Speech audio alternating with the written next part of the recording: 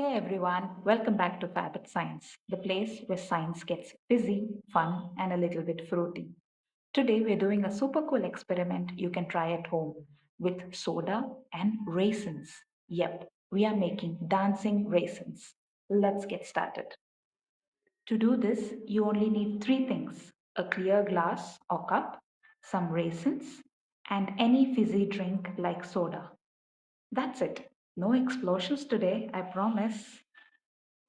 Okay, let's get started. First, pour your soda into the glass. Watch those bubbles rise. Now, grab a few raisins and drop them in. Don't stir, just wait and watch.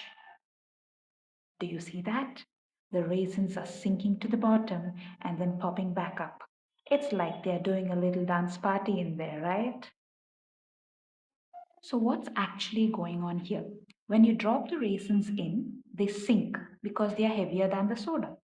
But the bubbles from the soda start to stick to the rough surface of the raisins.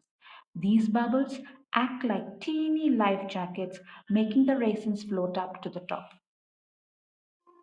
When the bubbles pop at the surface, plop, the raisin sinks again. Then more bubbles stick and up it goes. And that's how they keep dancing. This fizzy fun teaches us about buoyancy, that's the ability to float, density, how heavy something is for its size, and carbon dioxide gas, the stuff that makes your soda bubble. If you like this fizzy experiment, make sure to hit that like button, subscribe for more science fun, and tell us in the comments. Thanks for watching.